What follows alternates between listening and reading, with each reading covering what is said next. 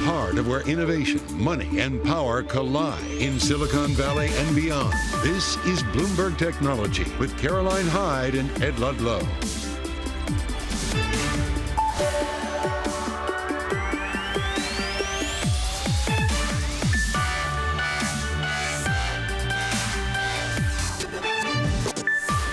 Live from New York and San Francisco, this is Bloomberg Technology. Coming up, Apple falls on weakness around China, while Amazon, it soars as cost-cutting efforts pay off. We'll dig deep on tech earnings.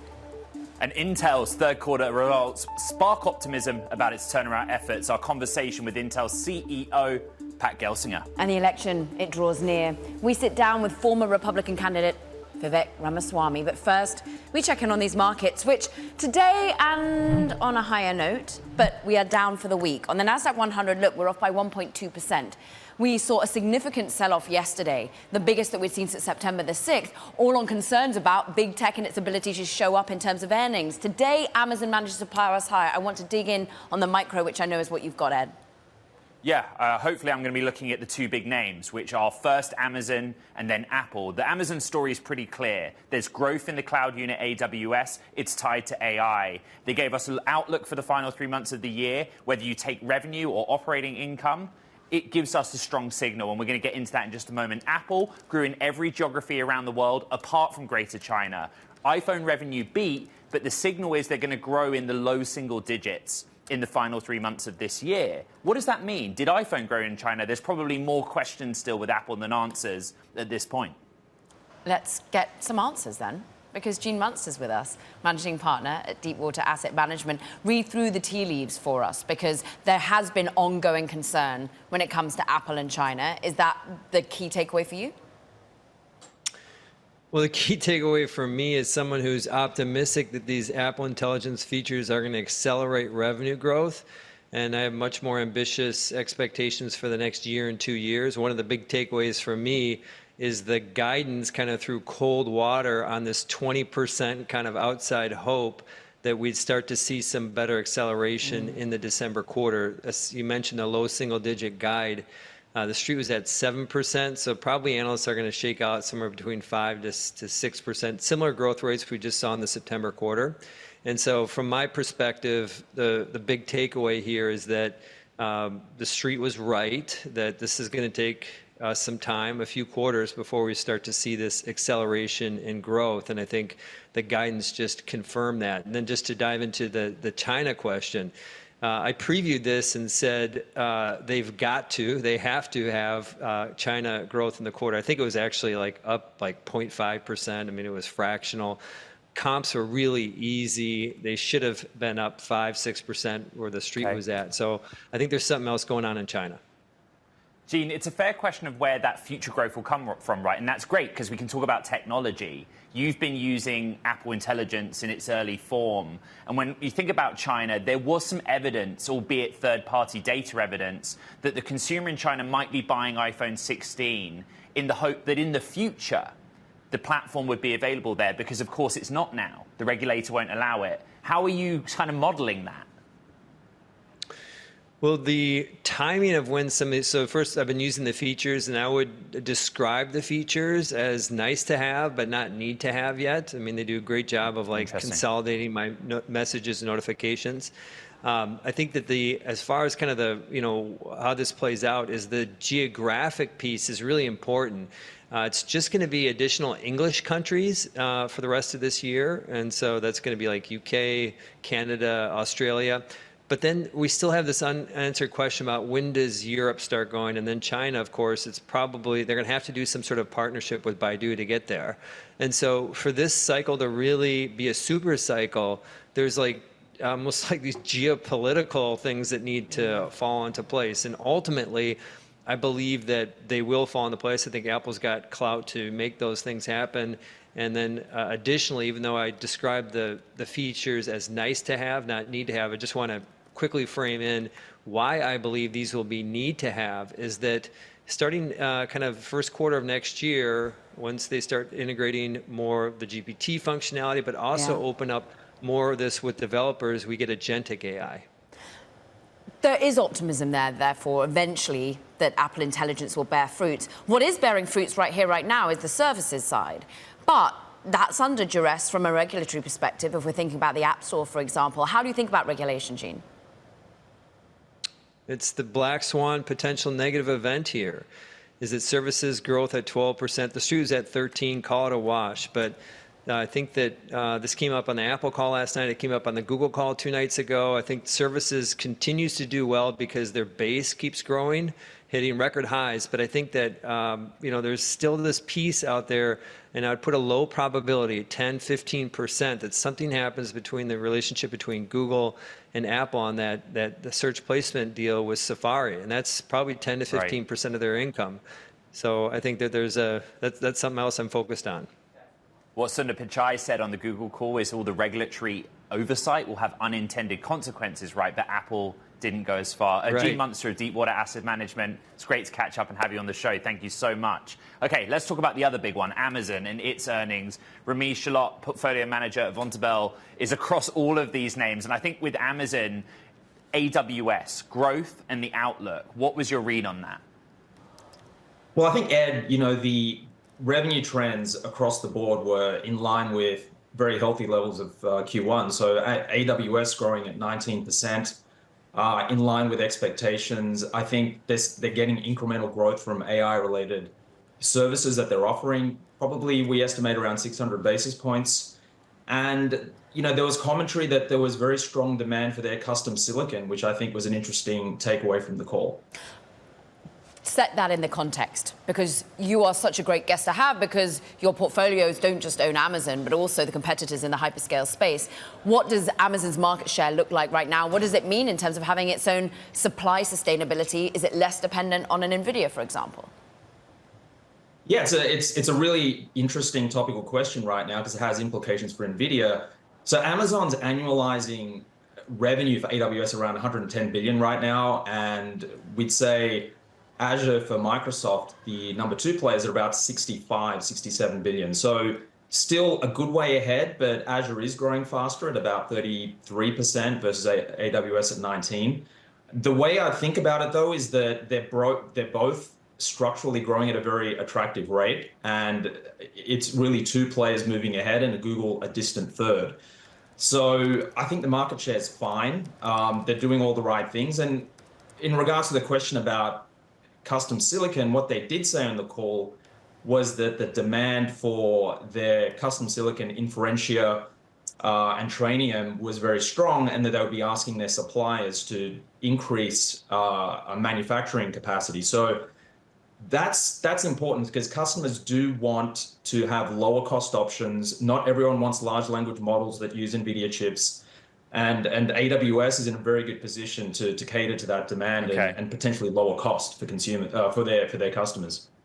It's not new that in the context of Amazon, we focus on the cloud business, but there's much more. I mean, what did you make of the e-commerce business, particularly in areas where Andy Jassy has made cuts and scaled back spending a little bit?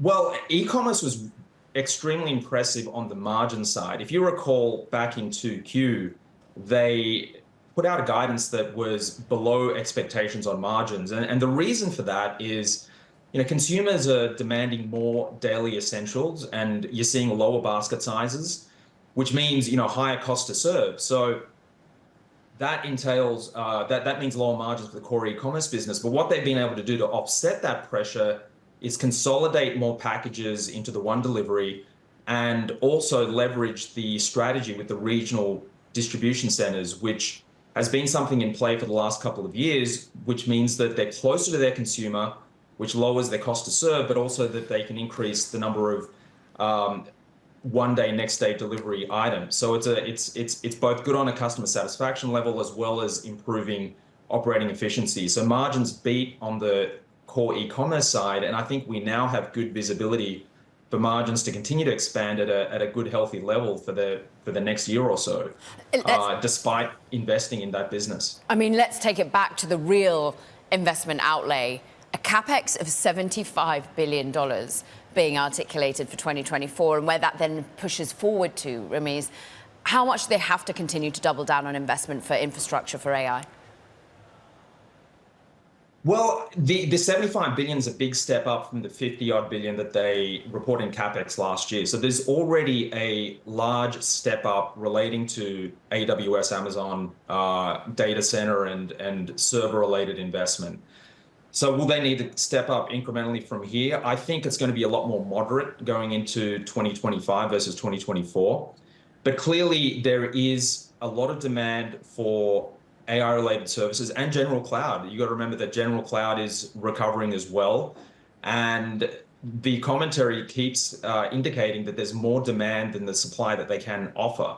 So I think they'll continue to invest in CapEx in this area. But the important thing for investors is that AWS was still able to produce a 38% operating margin, despite the investment we've seen to date. Now, that margin will probably come down, but I think what we can take away is that the margins are probably going to be higher than what people were expecting before this result. Ramesh Chilot, it's great to have some time with you. Vontobel Portfolio Manager, we thank you. Ed, we've also got other earnings to check out. Yeah, and Intel's the other big story. So Intel shares are up almost 7%. That's their biggest jump, or on track to be their biggest jump since the last day of August. The story, painful cuts in the quarter gone, impairment charges, a big miss on the bottom line, but an outlook that gives markets hope that Intel is finally turning a corner. And later in the show, we're going to go over some of our interview with the CEO, Pat Gelsinger. So stay tuned with us. Immediately, we're going to talk about crypto regulation and what could come on the horizon, regardless of the winner in next week's US presidential election. And that discussion's with Kristen Smith, the CEO of the Blockchain Association. That's next. This is Bloomberg Technology.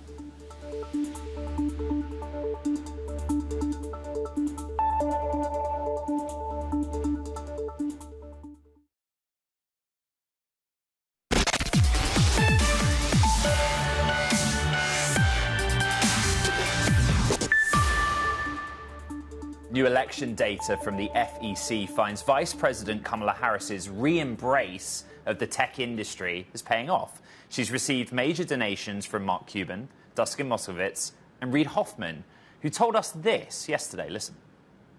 What the tech industry needs is kind of a stable environment in order to, kind of follow the rules and prosper in. Good global relations, in addition to stability, and an ability to kind of know that you're following a rule of law versus what I think of as grifter capitalism. All of that leads to, the reason why I and others like me support Vice President Harris.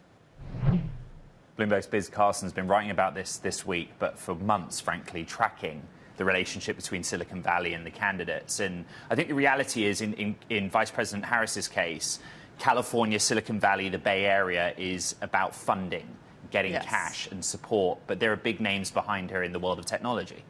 Yes, she's had to re-engage the tech industry in a way that I think was unexpected for her campaign to bring in these donations. She's been able to get money from Reid Hoffman, Dustin Moskovitz, these names you just named, but she's had to work for it from these tech leaders. California is a big ATM for both candidates, and so she's had multiple fundraisers here, and she's really pulled upon the tech industry to prop up her campaign. It's not even just fundraisers. Your story articulates that she's holding nearly weekly roundtables with business leaders and tech investors and builders. That's a cadence that is extraordinary. Yeah, she has been hitting the pavement, her and her campaign team. I mean, Brian Nelson and Tony West are kind of the two big envoys from her campaign to tech leaders. And they're having roundtables, for example, at Y Combinator, where they're saying startups will have a seat at the table.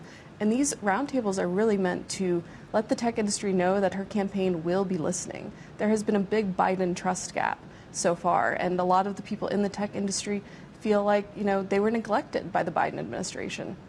So these roundtables are a way for her to show that, they're having trust within the tech industry. It's very quickly, later in the program, we have Vivek Ramaswamy and on the show to talk about Trump. And tech has also supported Trump, so are venture capitalists.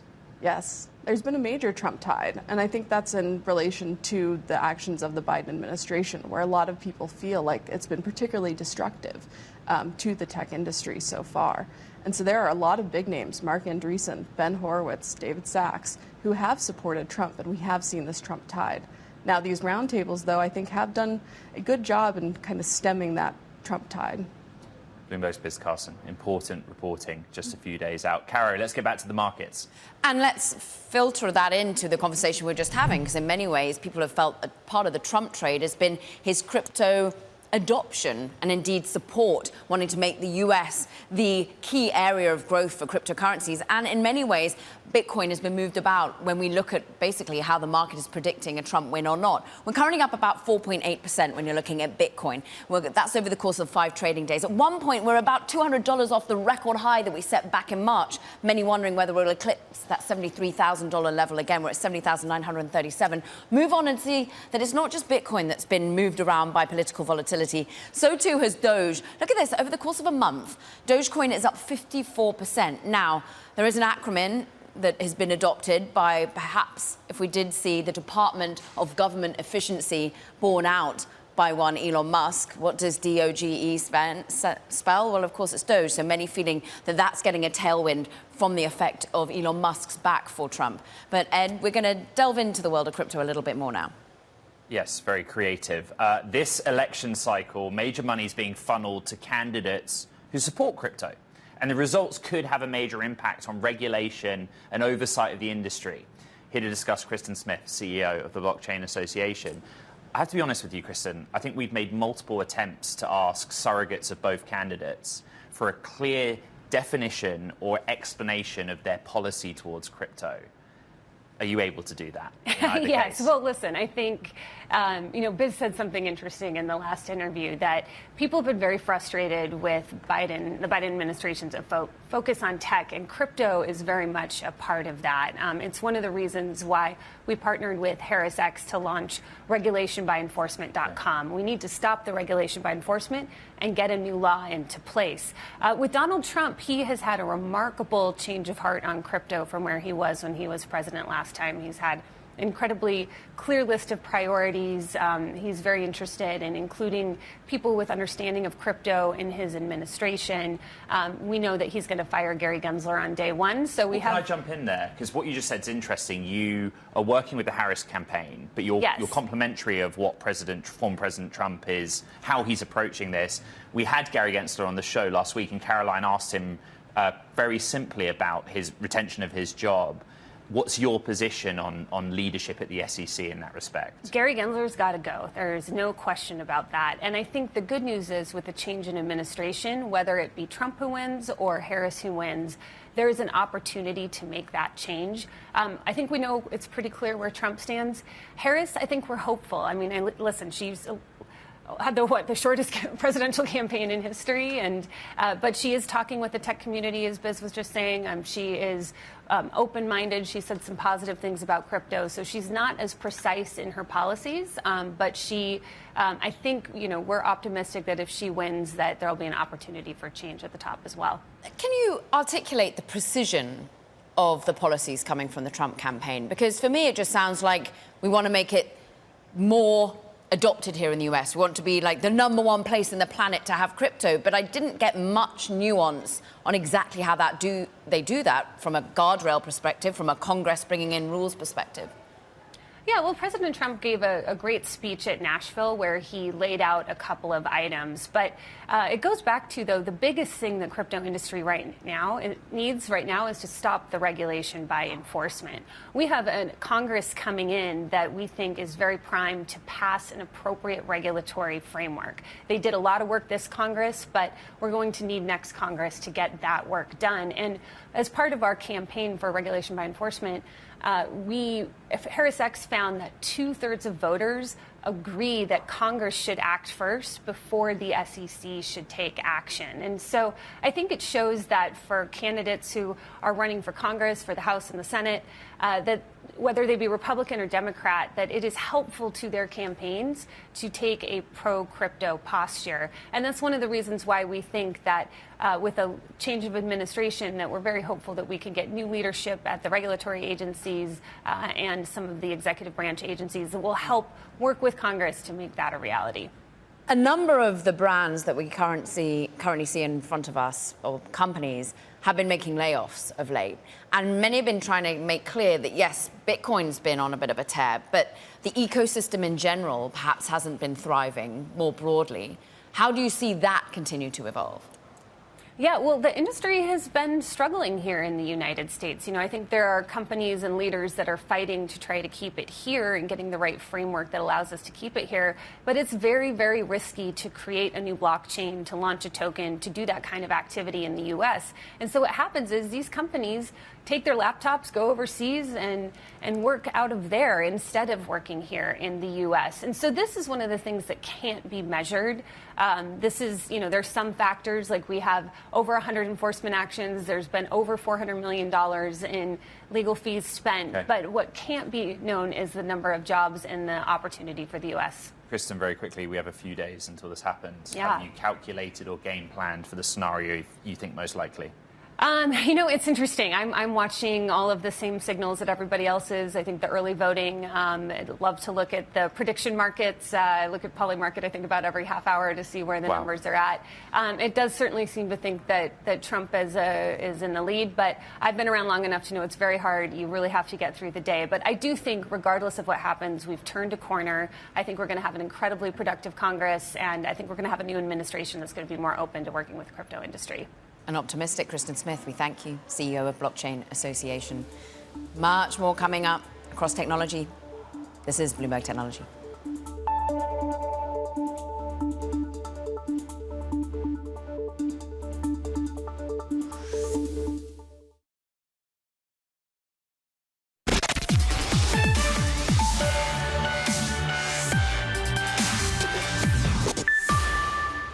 Time now for Talking Tech. First up, Waymo, Alphabet's autonomous driving unit, is valued at more than $45 billion, including its latest round of financing, according to sources.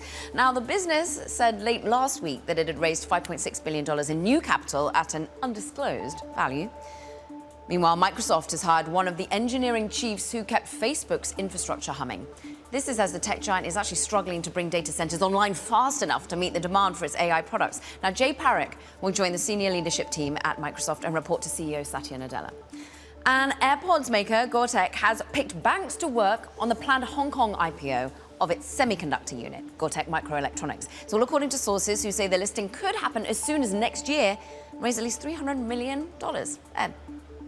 All right, coming up on the program, our conversation with Intel CEO Pat Gelsinger following the company's earnings. The stock is pushing a bit higher. There's a bit of optimism returning to that old name of Silicon Valley and semiconductors. Stay with us. We'll be right back. This is Bloomberg Technology.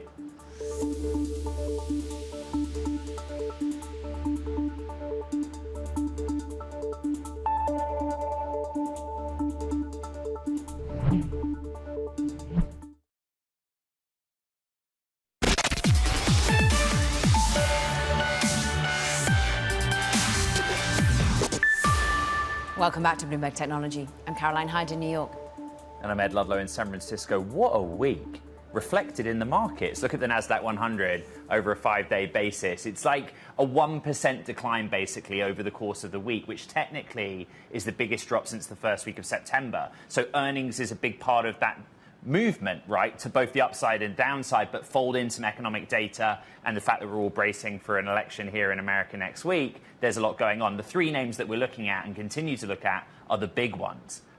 Earnings last night was wild in terms of three names that reported at the same time. So starting with Amazon, really pushing higher, biggest jump since February of this year. Strength, growth in AWS in particular, but overall going into the final 3 months of the year. Apple down, grew everywhere around the world apart from China, low single digits growth to end the year. And then Intel is really pushing higher. Really, really difficult quarter gone. Some hope in the outlook for the quarters to come, but they are still behind in that key market of AI accelerators. And it's interesting that investors look past that, Caro. And it's really interesting how investors are navigating any of this at the moment. And we want to bring in Isabel Lee, who's got a great recap on the week, but also a push ahead to how perhaps people are taking risk off the table. Ultimately, 5 of the Magnificent 7 came this week, and it did dictate trade in many ways. Yes, it was the biggest and busiest season, and 5 of them reported, and as a cohort, they didn't really inspire, which is kind of interesting, but we expect that. Not everything that will go up will keep on going up. And as a whole, Wall Street estimates the reports that beat were only 75%. So that sounds high, but it's the lowest since the start of 2023. So you can see some kind of fizzling there. But on top of that, we had a slew of eco data. Manufacturing data shrank. We had hiring rose, but at the slowest pace since 2022. And we also have next week, which is elections and FOMC. All that is resorting into this big ball of angst. So we have Citi's gauge of global risk factors, and it rose to its highest in 18 months. So it just really shows investors are jittery, and that results into volatile trading across asset classes. So that gauge includes emerging markets, gold, S&P, NASDAQ, everything, and it's very volatile. Isabel, typically we like to keep it light and breezy on a Friday on this program, Bloomberg Technology. But the point of your column, Anxiety is Bubbling, is partly, as I said, bracing for an election next week. And if you're an investor, you have to think about the impact of that on all sorts of asset classes. And in the context of tech, what is that specific anxiety? So the anxiety with tech is how far will this AI rally go? But we have news today also showing that the capex of the 4 largest internet companies, which includes Amazon, Microsoft, Meta, and Alphabet, are set to total well over $200 billion this year. So that's a record sum. So you see investors still investing in AI, still hinging on the promise of AI. But beyond tech, there is the elections, but there is also the FOMC. And weeks after that, we still have a slew of eco data. Yes, it's going to the year end, but where are we here? I talked to a source earlier. He said, we already landed. It's a soft landing, but some investors are still bracing for that hard landing. So the dichotomy couldn't be so stark. It's really a messy, noisy market. But I also want to bring your attention to next week. We have Palantir, Supermicro, Lyft, Rivian, ARM. So it's really not going to end. So if this week is what a week, next year might even be a bigger what a week. Bloomberg's Isabel Lee, keeping it light and breezy on a Friday. Thank you very much. Caro, we have so much more to come on this edition of Bloomberg Technology. Yeah, and as we do indeed look towards those elections next week, Vivek Ramaswamy is joining us, former Republican presidential candidate himself, and now, of course, surrogate for the Trump campaign. We're going to talk the policies, technology, crypto, so much more. This is Bloomberg Technology.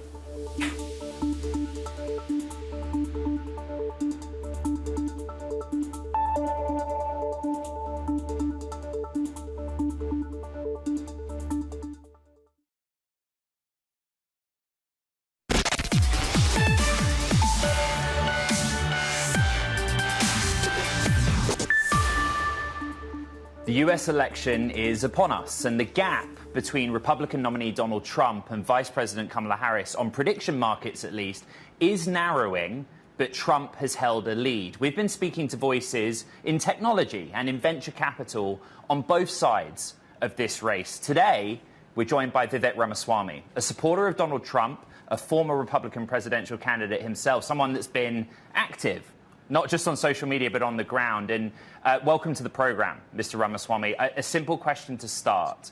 Why is former President Trump the best candidate for the technology industry and the venture capital industry that supports it?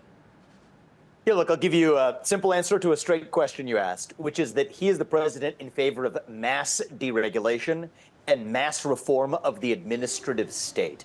I think the administrative state and the regulatory state is the single greatest impediment to innovation, to new business formation, to business growth in this country.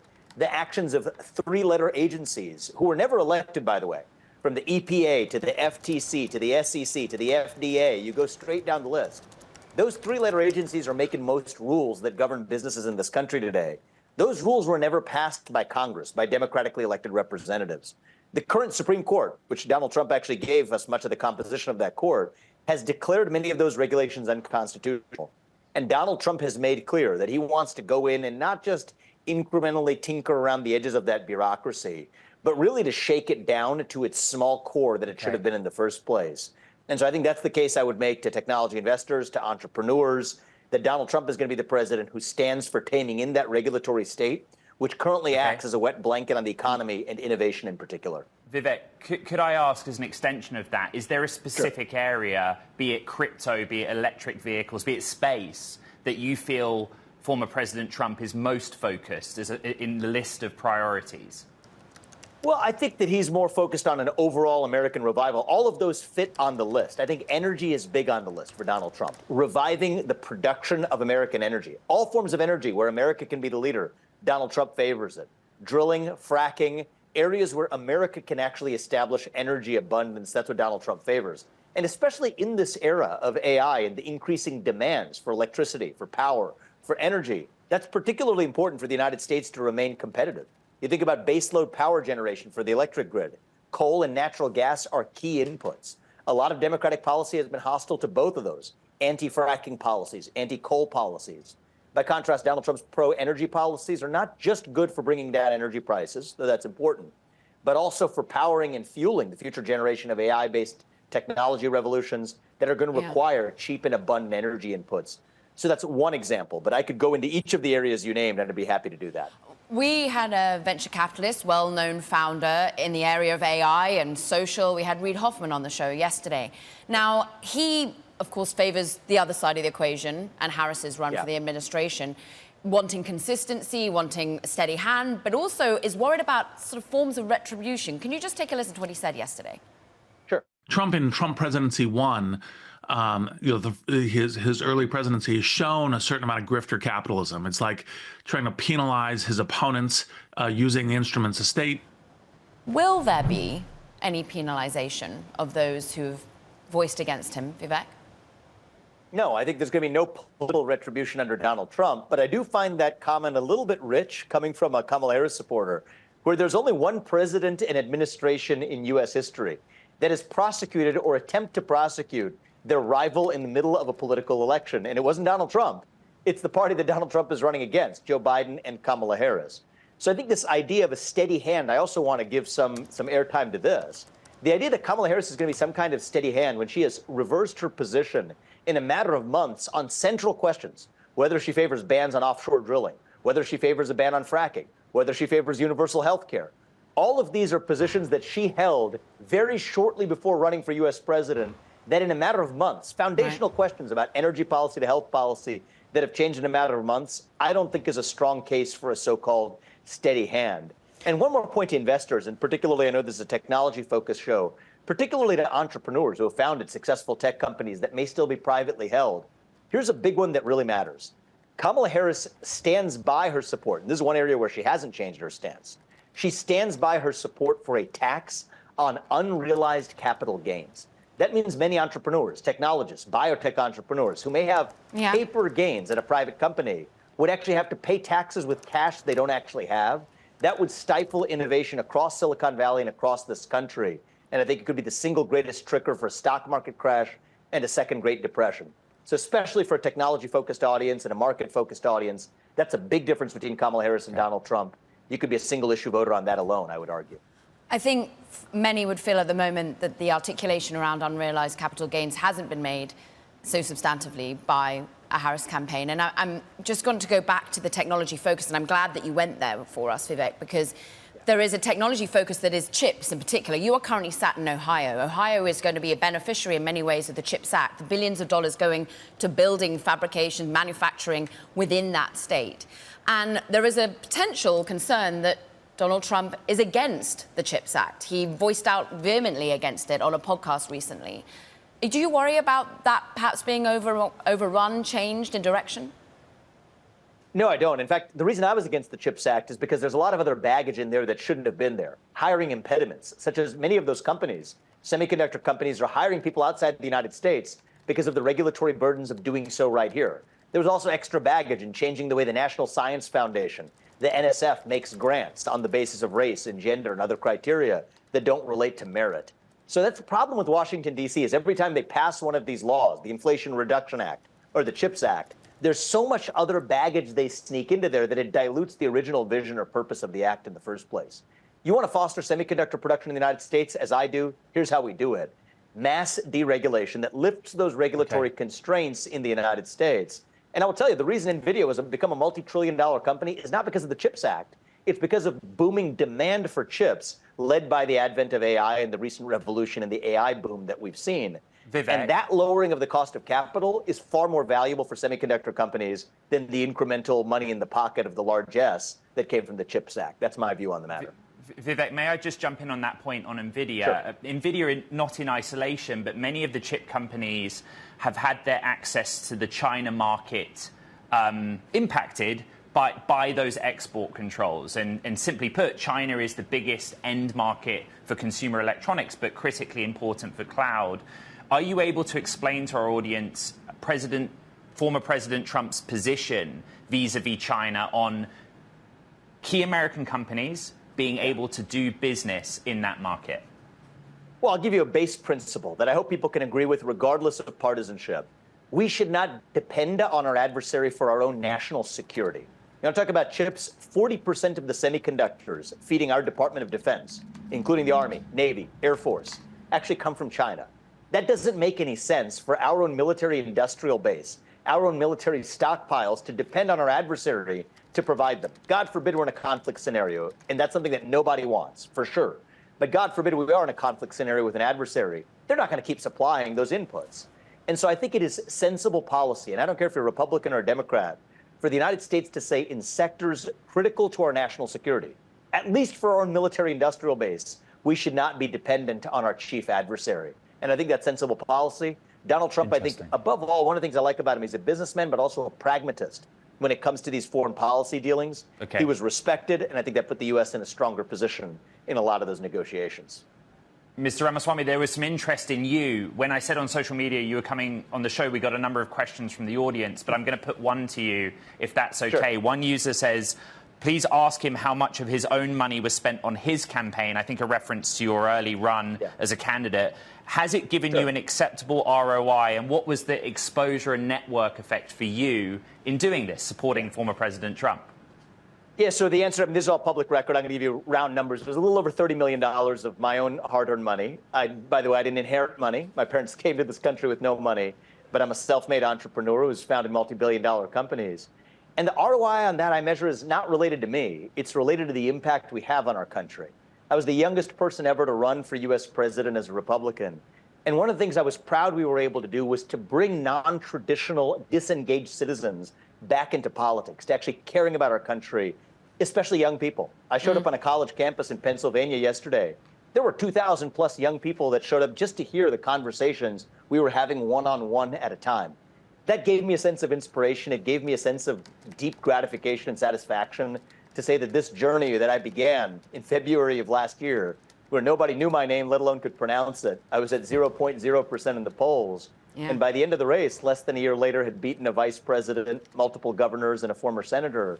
It proves what's possible in the United States of America. And so was it worth it? Absolutely. And I hope that our best days as a country and my own ability to have an impact on it is still ahead of us. Some of those young people, perhaps that you're talking to, care about crypto. One of those companies that you formed, Strive Asset Management, $1.7 billion in assets under management, is going to be going and buying in on Bitcoin for the first time. Can you just articulate for us what you think the crypto policies will be under Trump? Yeah, first of all, I'm incredibly proud of Strive as a business I co-founded. I stepped down as chairman before I ran for president, but I'm so proud of the team and what they've accomplished. Matt Cole, he's the CEO, who was formerly a successful bond portfolio manager at CalPERS, is really leading Strive with a vision for financial freedom, which I'm so proud of what they've done. My own view on the future of crypto policy is it's less related to helping one sector and more related to just reviving the principles the country was founded on in the first place. Unbridled innovation, competition as the answer. But there shouldn't be some regulation? It should totally be unbridled?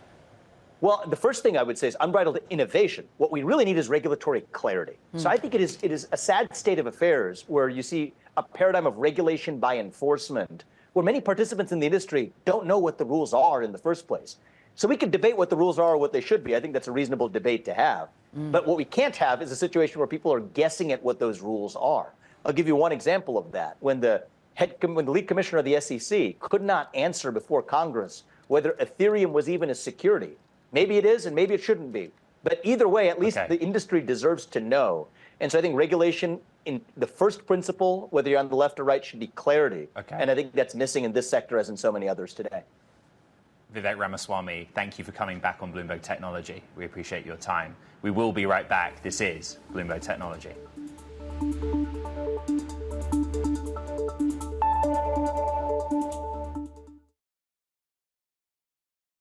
Intel gave a fourth quarter revenue forecast that's sparking optimism. It's capable of reclaiming some lost market share. We sat down with Intel CEO Pat Gelsinger yesterday, straight from the company's call with analysts. Listen to this. We're worked very hard this quarter to get this done. And the people actions, the restructuring charges, largely finished this quarter. So it was a challenging quarter that way. But to also deliver better than expected results if we eliminate those one-time charges, and to take our guidance up for Q4, I'm very proud of our team being able to do both of those this quarter. Some of the most difficult restructuring charges maybe in the history of Intel since our memory microprocessor decision almost 40 years ago. Getting that done and still beating results and taking the guide up. This was a very significant quarter for our team to execute. Your AI accelerator did not get the traction that you'd hoped, and you won't be making the outline target of $500 million in sales for this fiscal year or calendar year. Why? Is it a use case issue that the data center operators aren't looking at it, or something else? Yeah, two factors that we pointed out. One is that now we have Gaudi 3 coming out, so there's more enthusiasm for the next generation product that we're just starting to ramp now. The second one is the software. And the software use cases, the AI world has moved very rapidly and innovating very quickly. And the robustness and the completeness of the Gaudi software stack hasn't been as great.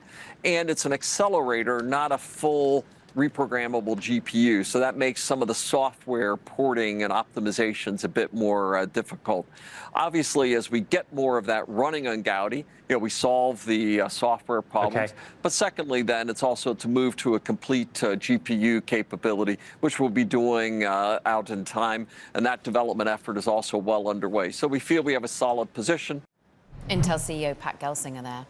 Meanwhile, OpenAI is further challenging Google, this time by adding a new set of search features that will let ChatGPT users search for timely information, much as they would if they were on the web using Google. Bloomberg's Shireen Ghaffari joins us for more. Now, they had a prototype out in July. Now it's accessible if you're paying for ChatGPT. How much is this going to make Google and Gemini a run for its money? I think this is going to be a potentially very big long-term competitor and threat to search as a whole.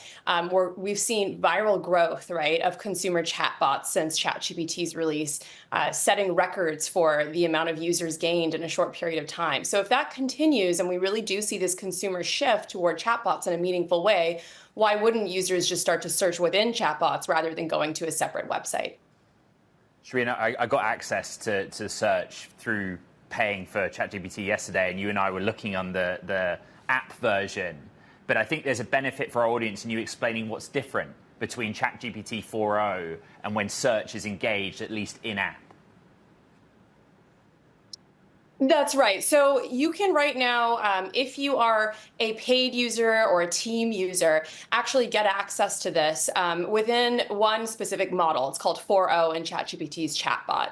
And, ChatGPT's always had the option for you to go and browse the web, but now it's much more integrated into the app. So you see, little cards that kind of give you a preview. For example, I looked up restaurants in San Francisco when I was doing a demo, and we saw, little images of different restaurants that you could look at. You see a map. So it feels a lot more like you're getting a sort of Google-like experience within the chatbot rather than just simple text, right? I point out, and we probably should point out, that when your story hit the Bloomberg, shares of Alphabet fell and to a session low. That's how serious everyone's taking this battle for search. Bloomberg's Shireen Ghaffari, top week of reporting in the world of AI. Thank you so much. Caro, wow, what a week. What a week, and there's going to be so much more to come next week. That does it, though, for this edition of Bloomberg Technology, Ed. Really important conversations about technology, the election, so much more. Recap on the pod. You know where to find it. From the team in New York and here in SF, happy Friday. This is Bloomberg Technology.